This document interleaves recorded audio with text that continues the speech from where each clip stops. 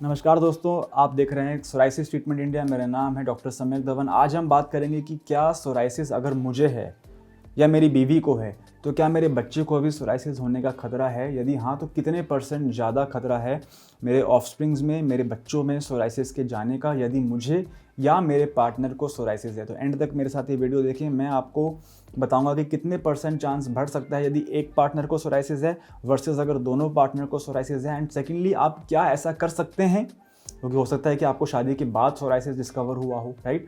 तो ऐसी क्या टिप्स एंड ट्रिक्स आप अपना सकते हैं अपने बच्चों के लिए, ऐसी क्या होम रेमेडीज़ आप फॉलो कर सकते हैं अपने बच्चों के लिए, ताकि ये इंश्योर किया जाए कि उनकी लाइफ में सोराइसिस की उत्पत्ति ना हो।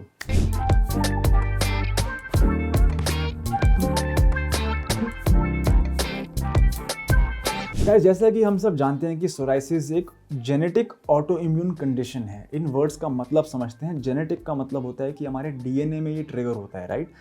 कुछ लोगों को सोराइसिस कभी भी नहीं होता और दुनिया में हम जानते हैं कि 1 से 2% लोगों को सोराइसिस होता है।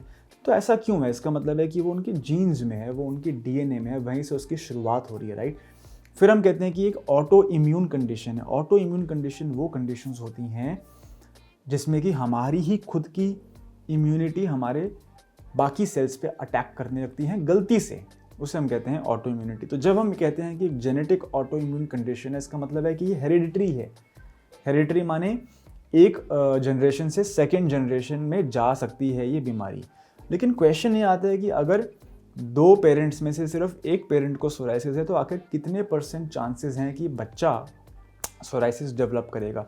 तो रिसर्च ये कहती है, जितनी रिसर्च पाई गई है नेट पे, वो ये है डॉक्टर्स के सर्कल में कि चांसेस ऑफ गेटिंग सोराइसिस बच्चों में वो बढ़ जाते हैं 5 से 10%। यदि एक पेरेंट को सोराइसिस होता है तो चांसेस जो हैं वो दूसरे जनरेशन में जाने की 5 से 10% बढ़ सकते हैं। लेकिन अगर दोनों पेरेंट्स में पाया जाता है कि सोराइसिस है तो देन ऑफ कोर्स चांसेस ज़्यादा हो जाते हैं, 20 से 30% तक भी। कुछ स्टडीज़ ये भी क्लेम करती हैं कि 50% चांसेस हो सकते हैं बच्चों में सोराइसिस जाने के। लेकिन क्वेश्चन ये आता है कि अगर चांसेस हैं सोराइसिस जाने की, ऐसा हम कह रहे हैं, तो क्या 100% को सोराइसिस होगा ही होगा? ऐसा नहीं है। पहले तो इस बात को समझते हैं, स्टैटिस्टिक्स समझते हैं कि अगर मैं कह रहा हूँ कि 10% चांस है सोराइसिस जाने का, इसका मतलब ये नहीं है कि 100 में से 10 बच्चों को सोराइसिस होगा। मेरा कहने का मतलब है कि 10% चांस है कि वो जीन, वो डीएनए बच्चों में जाएगा।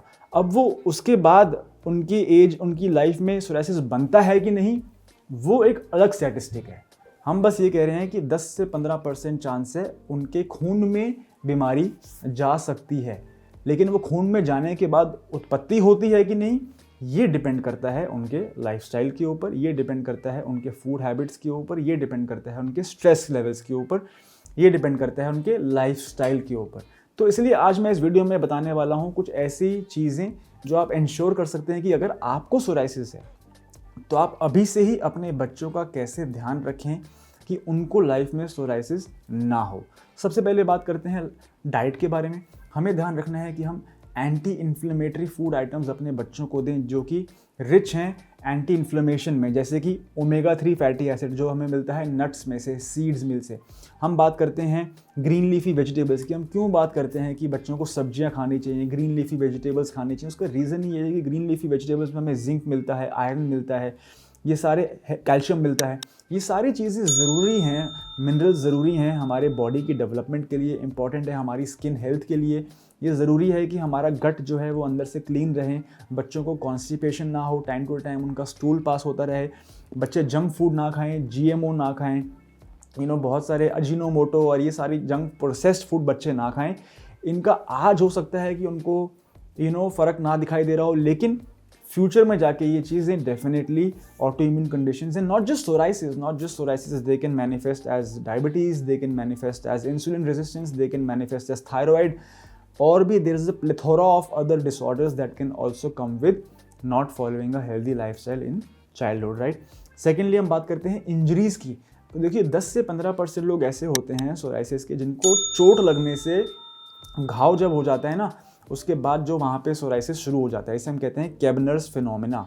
केबनर फिनोमेना एक ऐसा फिनोमेना है जहाँ पे कि चोट की वजह से, कट की वजह से, इंजरी की वजह से, बर्न की वजह से, ट्रॉमा की वजह से, इन चीज़ों की वजह से सोराइसिस शुरू हो सकता है अफेक्टेड एरिया पे। तो आप कोशिश करें कि अगर आप जानते हैं कि आपको या आपके पार्टनर को सोराइसिस है तो आपके बच्चे को आप इंजरी फ्री रखने की थोड़ी कोशिश करें, राइट। अगर वो साइकिल चलाने का सीख रहा है तो आप ध्यान रखें कि उसको चोट ना आए, थोड़ा सा आपको एक्स्ट्रा कॉशन देना पड़ेगा। थर्डली हम बात करते हैं स्ट्रेस के। देखिए स्ट्रेस बच्चों को भी होता है, हम इस बात को कभी कभी इग्नोर कर देते हैं, लेकिन हर एक का स्ट्रेस परसेप्शन अलग है। एक 40 ईयर मैन का स्ट्रेस थ्रेशोल्ड इज़ डिफरेंट, उनके लिए स्ट्रेस की परसेप्शन डिफरेंट है।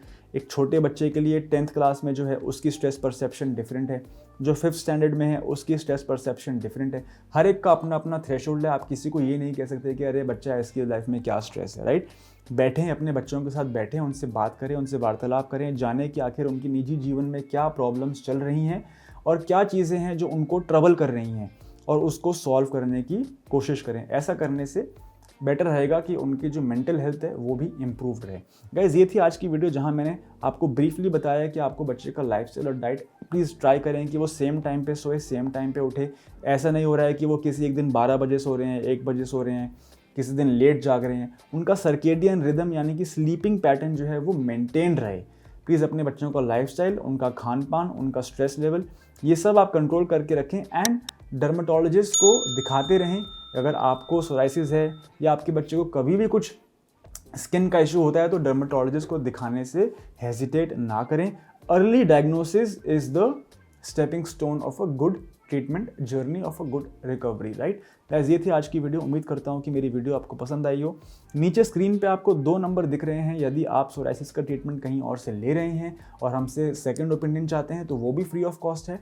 यदि आप सोराइसिस से जूझ रहे हैं और एक ट्रीटमेंट शुरू करना चाहते हैं तो वो भी आप फ्री कंसल्टेशन हमसे ले सकते हैं। या तो आप हमें कॉल कर सकते हैं या फिर आप हमारे व्हाट्सएप पे एक क्लियर फोटोग्राफ, 2 से 3 क्लियर फोटोग्राफ्स भेज सकते हैं। मेरी टीम आपको रीच आउट करेंगी and we will ask you a few questions, और फिर हम आपको बताएंगे कि आपका सोराइसिस किस टाइप का है, कितनी सेवेरिटी है, कितने % रिकवरी कितने महीनों में आ सकती है, खर्चा कितना आएगा, डाइट क्या फॉलो करनी चाहिए। ये सारी बातें आपको 15 मिनट की फ्री ऑनलाइन कंसल्टेशन कॉल में बता दी जा सकती है। मेरा नाम है डॉक्टर सम्यक धवन। आप देख रहे हैं सोराइसिस ट्रीटमेंट इंडिया। धन्यवाद।